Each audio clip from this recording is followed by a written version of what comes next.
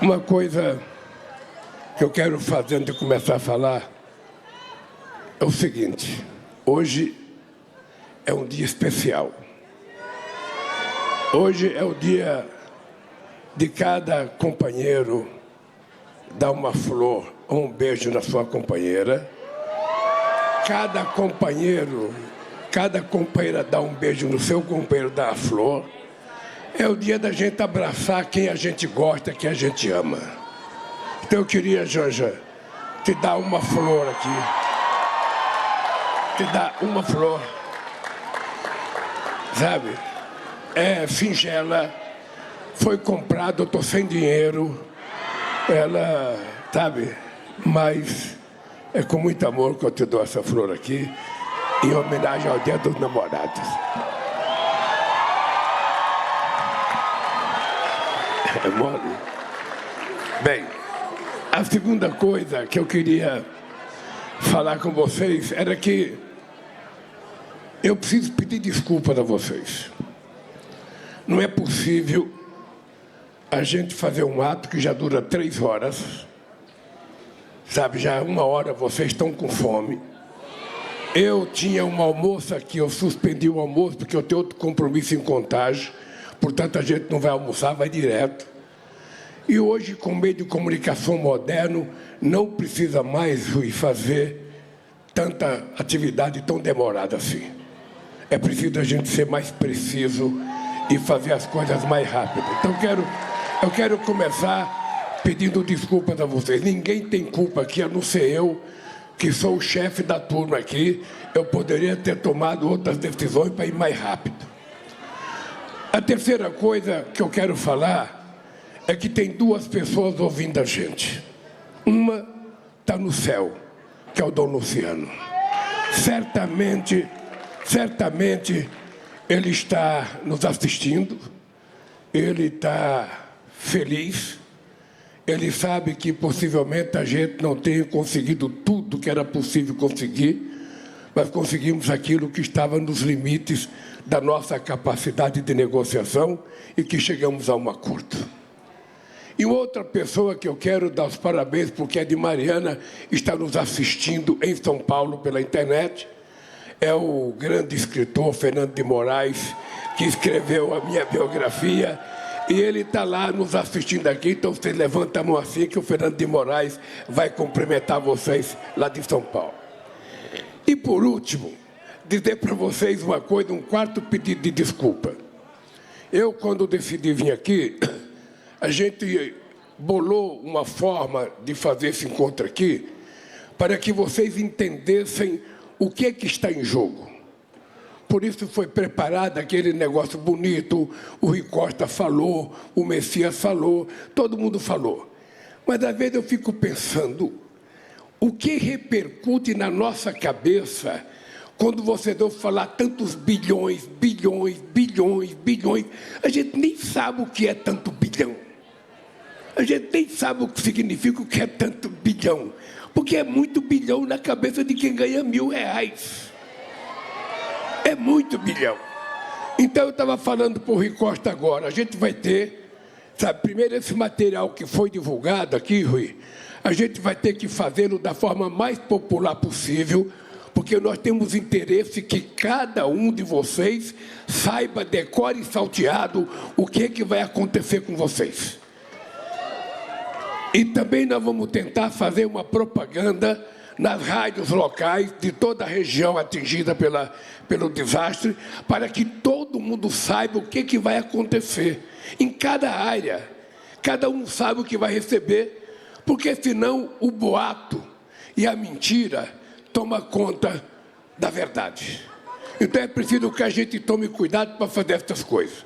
A quarta coisa que eu queria falar com vocês, companheiros e companheiras, é que eu tenho cobrado os meus ministros, porque nós trouxemos esse acordo para nossas costas. Enquanto era Vale que não cumpria, que não fazia o acordo, era fácil xingar a Vale. Era fácil. Alguém perguntava para mim, ô Lula, e o acordo de Mariana? Eu falava, é com a Vale. Vai sair o acordo? A Vale não quer. Era muito fácil. Mas agora eu tenho falado para meus ministros. Nós fizemos um acordo e trouxemos a responsabilidade de fazer as coisas acontecer para as costas do governo. E colocamos o dinheiro para ser administrado pelo nosso Banco de Desenvolvimento, o BNDES. Portanto, agora, nós não temos mais desculpa. Agora, as coisas têm que acontecer no tempo das possibilidades de executar, porque também tem muita burocracia. Recuperar a bacia não é uma coisa assim, vou plantar 1000 árvores, não. É preciso ter muita tarefa para saber o que é que a gente vai recuperar, o que é que vai plantar. Para criar condições das pessoas voltarem à normalidade, leva um tempo. Nós estamos há 6 meses já com esse pepino nas nossas costas. Há 6 meses. Então, nós precisamos agora, eu tenho dito aos meus companheiros, agora é da nossa responsabilidade. Agora, quando o povo de Mariana quiser xingar, ele vai dar, bom, a Vale é isso, mas o governo também é aquilo. Então, a gente precisa ter consciência que nós assumimos responsabilidade com vocês e quando a gente assume compromisso, a gente cumpre. Porque a única coisa que eu não quero perder é nem a minha dignidade e nem o direito de ter coragem de olhar nos olhos de vocês e saber que a gente está falando a verdade. Isso, para mim, é um valor fundamental. A quinta coisa que eu queria dizer para vocês, companheiros e companheiras, é que nós estamos vivendo um momento muito desagradável no mundo. Há uma certa raiva no ar. Há um certo desconforto entre a humanidade. Há muita intriga, há muito ódio, há muito xingamento. O Pacheco é senador, aqui tem deputado. Mesmo na Câmara é um clima muito ruim. Tem deputado que não quer falar, ele só quer pegar o celular, olhar na cara dele, falar uma bobagem e passar para frente. As pessoas estão aprendendo a viver de mentiras. Todo mundo aqui sabe, a verdade engatinha, a mentira voa. Todo mundo sabe disso, a gente está aprendendo com o pai da gente, com o avô, com o tataravô. Então é muito importante que a gente tenha em conta. Nós estamos fazendo um milagre nesse país. Primeiro, vocês sabem que nós recuperamos várias coisas que tinham acabado. Não tinha mais o Minha Casa Minha Vida. Nós vamos entregar 3 milhões de casas até o final do mandato. Nós encontramos esse país com 87 mil casas do tempo da Dilma paralisadas. Eu duvido que vocês saibam, mesmo aquele que for mais bolsonarista, que diga uma obra que o Bolsonaro fez no estado de Minas Gerais. Eu não estou pedindo duas, uma obra. Porque, gente, nós ficamos 7 anos sem aumento da merenda escolar. Nós ficamos 7 anos sem aumento do salário mínimo. Nós ficamos 7 anos sem reajuste da bolsa dos nossos estudantes. Ou seja, eu duvido que alguém diga uma universidade que foi feita no governo dele.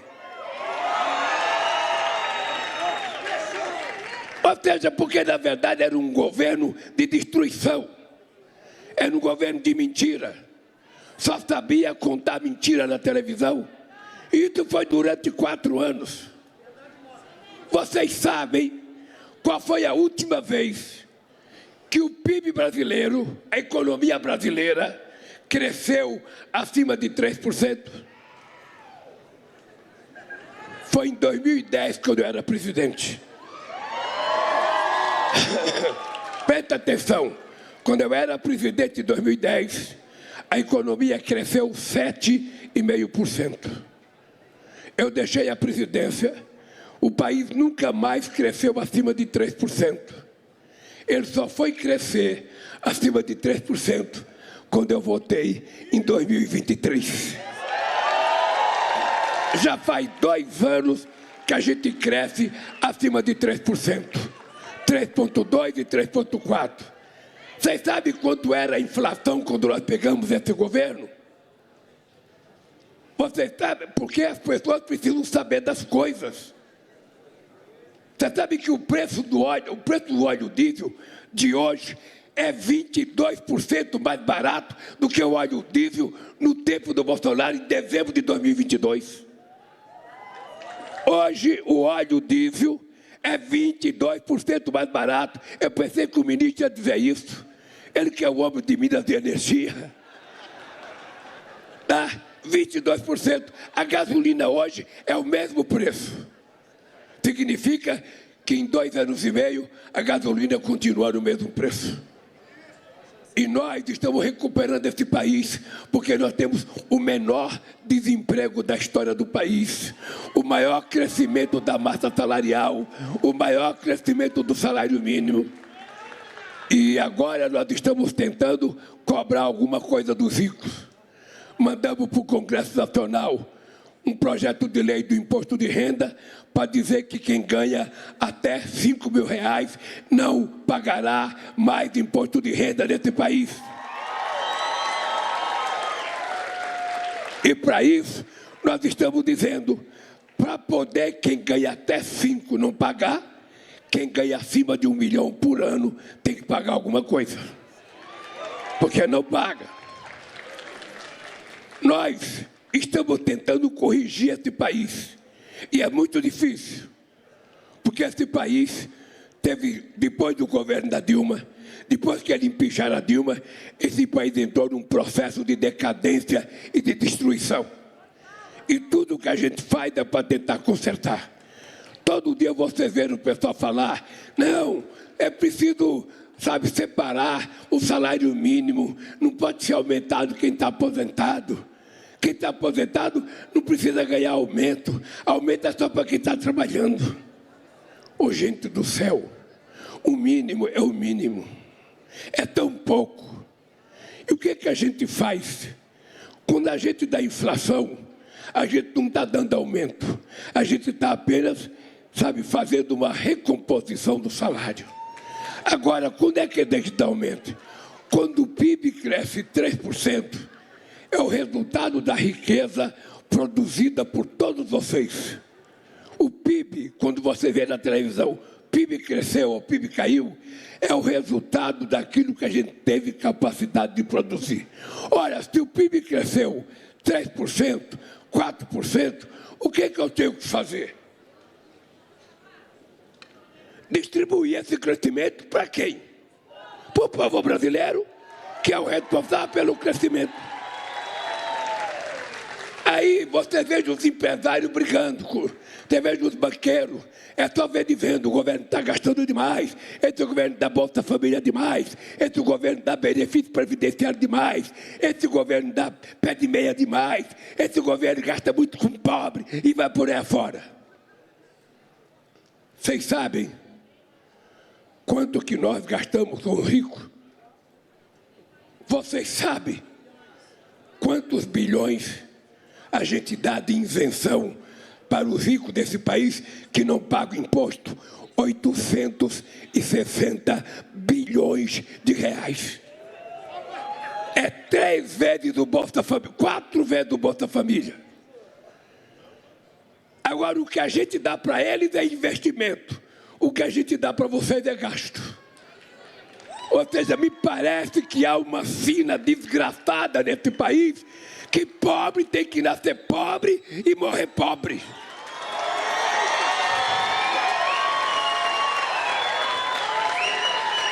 Sabe, tem uma sina nesse país que a gente não pode querer sonhar se vestir bem, que a gente não pode querer sonhar em comer bem, que a gente não pode querer sonhar em estudar bem, que a gente não pode querer sonhar em morar bem. Tudo para nós tem que ser o resto. Não é possível.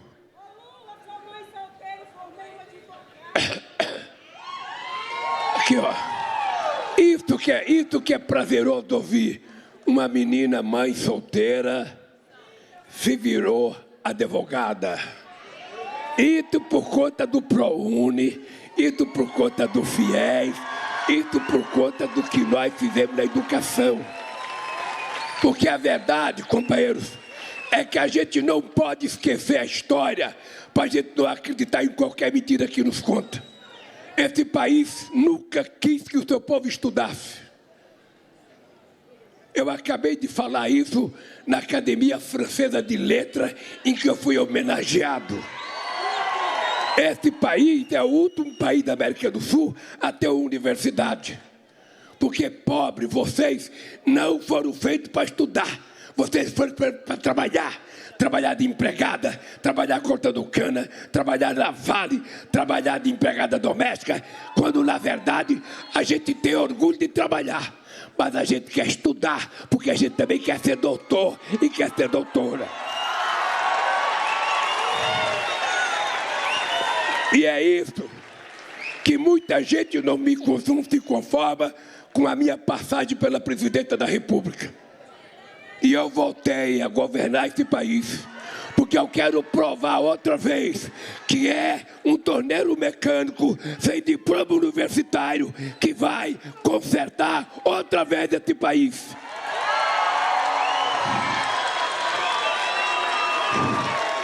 E fazer esse nosso povo voltar a sorrir, fazer o povo voltar a ser feliz, fazer vocês terem certeza de que o filho de vocês vai ser bem tratado, que vai ter uma boa educação.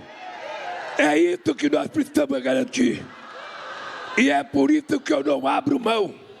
Eu quero que todo mundo saiba, eu governo para todos os brasileiros, mas eu tenho preferência e obrigação moral, ética e política de gostar, de administrar e cuidar do povo que mais precisa, do povo mais pobre, do povo trabalhador, da classe média. Eu não fui eleito para fazer benefício para rico. Eu quero que eles ganhem o que eles têm direito. Eu não quero impedir da mesma forma que eu gosto das pessoas mais pobres na escola, porque eu não tive escola. Eu não tive oportunidade. Mas eu quero garantir que o filho de uma empregada doméstica aqui em Mariana possa disputar a mesma vaga na universidade que o filho da patroa dela. E que vença o melhor. E que vença o melhor. Por isso, companheiros e companheiras, é que nós fizemos esse acordo de Mariana. Não foi fácil fazer, porque você já estava esperando há quase 10 anos, quando eu cheguei na presidência. E está aí um companheiro que contou a história. O pai dele morreu, sem ver a casa concluída. E assim muita gente pode acontecer. Eu fui dirigente sindical, fiz muitas greves. Eu nunca consegui tudo o que eu queria, mas eu conseguia tudo aquilo que era possível no limite da minha força. E posso dizer para vocês uma coisa, a Vale, se fosse uma pessoa, sabe, estava garantida para profundeza não sei do que. Mas a Vale era uma empresa muito boa no passado. Depois que ela virou corporation, ela não tem dono. Ela não tem mais dono. Mas eu queria dizer para vocês, a diretoria passada é responsável, porque hoje a nova diretoria da Vale está conversando com o governo, quer conversar com o movimento, quer conversar com os sindicatos, porque a Vale sabe, ela é do Brasil, não é o Brasil que é dela. E a Vale sabe que as administrações passadas, no governo Temer e no governo Bolsonaro, a Vale, que era a primeira ou a segunda empresa mineradora do planeta, hoje ele é a 14ª empresa mineradora. Ou seja, ela perdeu. Ela era muito forte quando era do Estado. Então, o que eu quero é que a Vale se recupere, que ela volte a ser a primeira.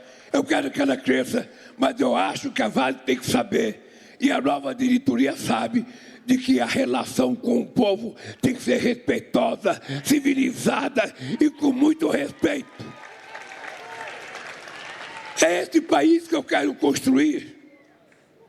É esse país que eu quero que todos vocês possam glosar dele, viver com ele bem, trabalhando, morando, namorando, casando, vendo seus filhos ter, sabe, uma bela escola, uma bela educação.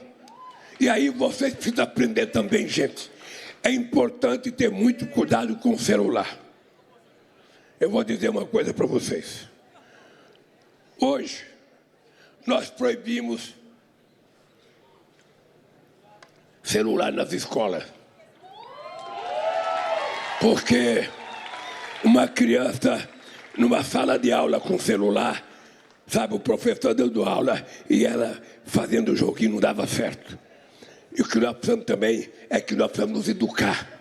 Uma mãe, quando o filho chora, não deu um tablet para ele, não deu celular, deu um abraço, um beijo, um carinho, um cafuné. É isso que muitas vezes a criança está pedindo. Ela não está pedindo um computador. Então, companheiros e companheiras, eu vim hoje aqui e vou voltar outra vez, que eu quero vir aqui com tempo, porque eu quero ir num lugar em que houve a desgraceira aqui. Eu quero visitar a casa do teu pai. A casa que está sendo construída do teu pai, eu quero que você saiba, antes de terminar o meu mandato, eu vou lá com você, para dizer para o teu pai, está aqui, está pronta. Porque teu pai não morreu, cara. Teu pai não morreu. Você precisa aprender uma coisa. Nós somos cristãos. Precisamos acreditar o seguinte: teu pai está encarnado em você. Você é o teu pai.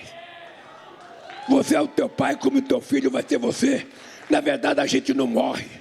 A gente renasce nos nossos filhos. A gente renasce nos nossos netos. Essa que é a coisa da gente boa, da gente acreditar em Deus. Foi embora uma parte minha. Mas é que nem uma árvore, caiu uma semente, nasceu uma nova árvore e está produzindo mais fruto.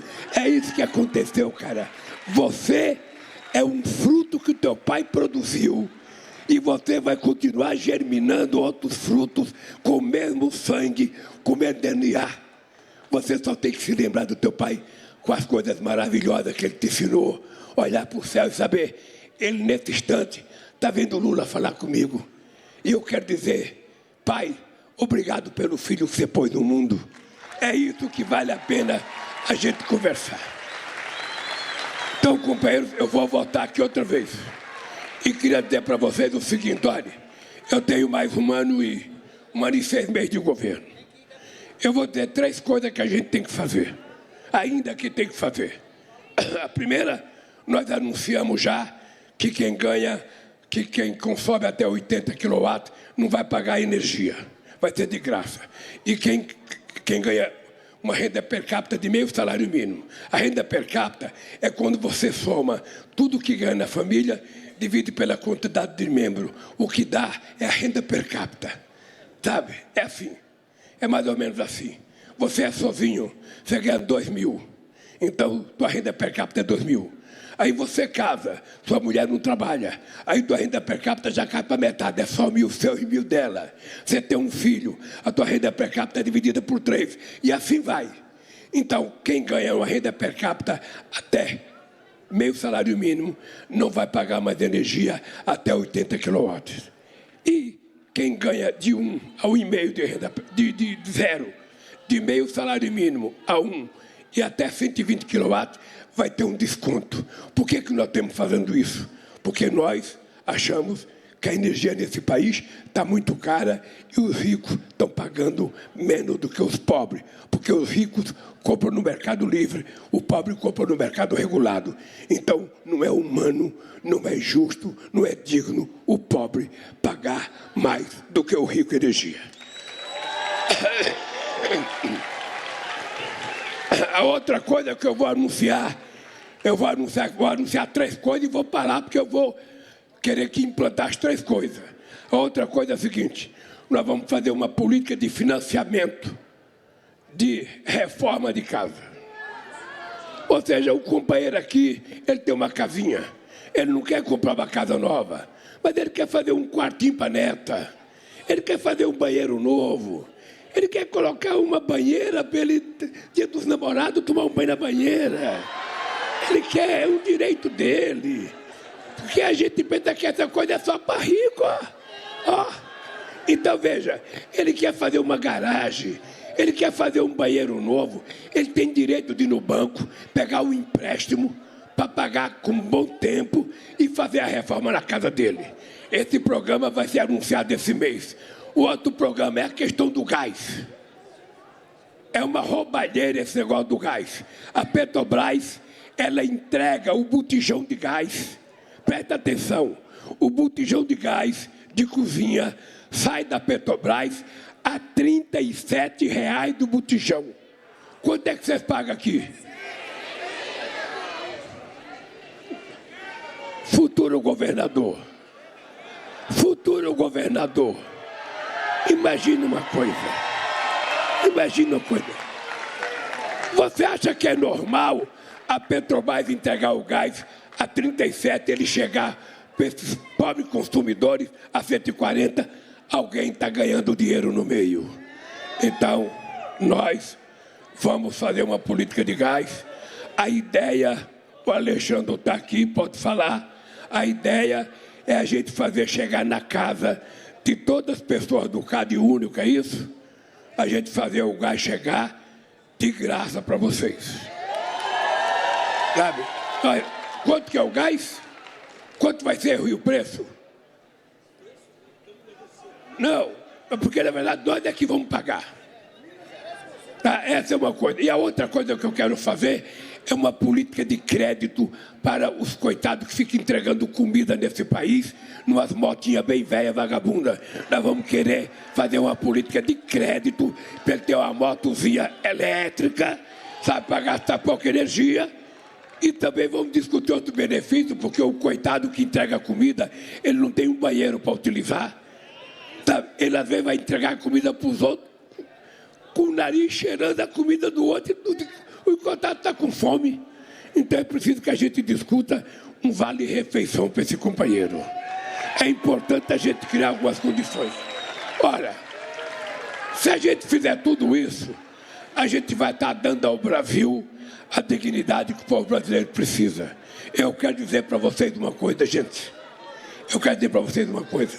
Eu me sinto um homem extremamente feliz.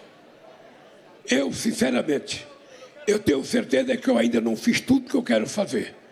Mas se você pegar, desde a proclamação da República até hoje, eu duvido que tenha um presidente que tenha feito metade do que eu fiz para o povo trabalhador desse país e para o povo desse país. Então, vocês sabem que eu sou um cara agradecido a Deus. Porque Deus foi muito generoso comigo. Olha, nasceu onde eu nasci, as crianças morrem até 5 anos de idade de fome, lá em Caetés. Escapar de morrer de fome já foi um milagre para mim. Depois vim para São Paulo e não caí na desgraça como muitos caem, também foi um milagre. E depois um cara, filho da dona Lindô, com um diploma primário e um curso técnico, virar presidente da República só pode ser milagre. Só pode ser coisa de Deus, gente. Não tem outra coisa para explicar. E não é virar presidente, não. É virar presidente 1, 2 e 3 vezes. E se brincar, vai ter a 4ª vez. Se preparem. Se preparem, porque é o seguinte. Esse país não vai cair na mão da extrema-direita. Não vai cair. Esse país aprendeu a gostar de democracia e nós vamos fazer a democracia prevalecer nesse país. Portanto, Mariana, um beijo no coração, um abraço e que Deus abençoe todos vocês.